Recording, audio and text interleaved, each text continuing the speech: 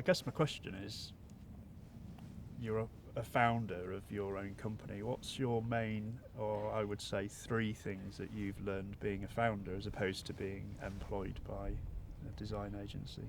Oh my goodness. So I often say that I've learned more in these 5-6 years of founding a business than I did in the other 20 Yeah. years in the industry, hands down. I've learned more about myself, I've learned more about people, Yeah. and that's aside from learning how to run a Run a business business, yeah. and to deal with, the highs and lows Yeah. of that on a day-to-day basis. So it's a super tricky question for me, because I've probably got like Yeah, a list loads. as long as my arm. But I think, where do I begin? So one of my key learnings, and this has been a really big one for me, because I like to have control and order in my life. I like to follow a plan and stick to that Yeah. plan. And do you know what? One of my biggest learnings is to absolutely embrace the chaos, to embrace Yeah. serendipity, Yeah. because we've said that so many times. Yeah.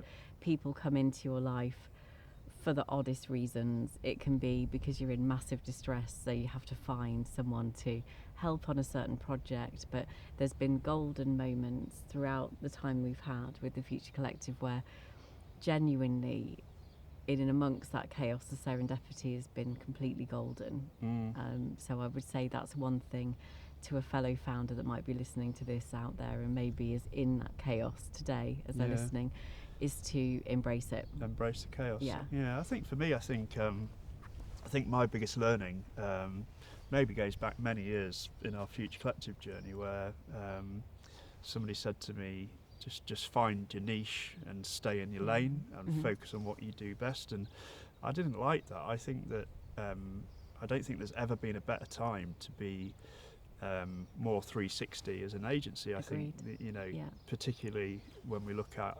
how a lot of things have been democratized by AI, actually, we embraced AI and we can do more in terms of capability now than we were able to do a few years ago. And I think if I look at that individually as a person, I say, well, actually,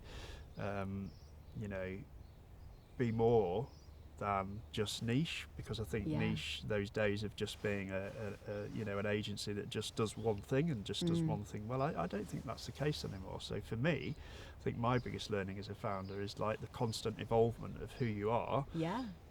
And in that, and include who you work with too. I think there's elements of sticking in one industry. I think those days are over. I think actually you can service clients in a better way if you know what's happening in another industry. So I think the biggest learning for me is the constant evolvement of the agency and the constant change and the constant knowing where to go next, and taking somewhat bold leaps into some other discipline or some other industry or sector. But I think that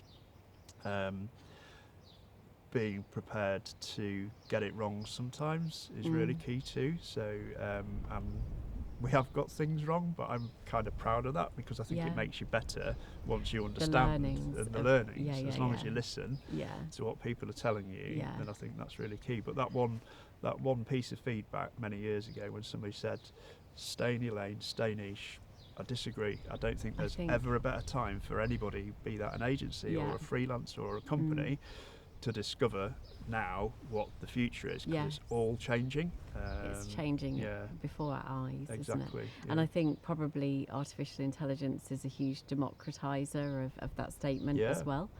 We've watched people within our own team like hugely grow and develop new skills, maybe ones they didn't even know they had, because they sort of like have that sort of almost superpower of being able to supercharge what they're doing on a day-to-day basis and using AI in different ways. So I think you're right. I think maybe that idea maybe kind of lived in a different industrial age to the one that we now work in, without wanting to sound too huge in response to that.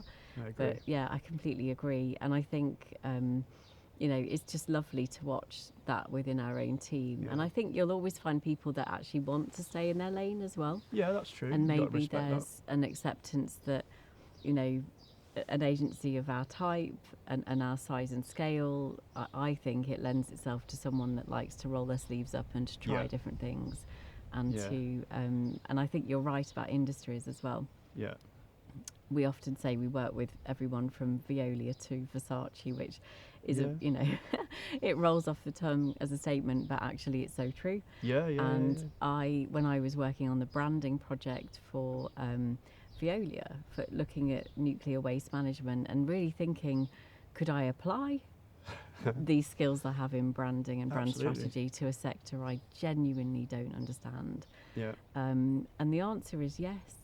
And that's a really liberating thing to learn, because you then think, well, you can be really industry agnostic, and actually sometimes the not knowing an industry back to front means that you come with a fresh perspective, which I really like and as insights. But I think the two words, I like the word agnostic there, what you use. I think that is really key. But I think you mentioned the other day about the people side of it, and I think the phrase is becoming a polymath, which ultimately is like a bit more hybrid in the approach. And I think that's probably, we're going to see more of that in the future, I think, where people can do things they couldn't do before. So I find it really exciting. I do. And who wants to be shoehorned really into one specific thing in this day and age? I like the idea of being a polymath.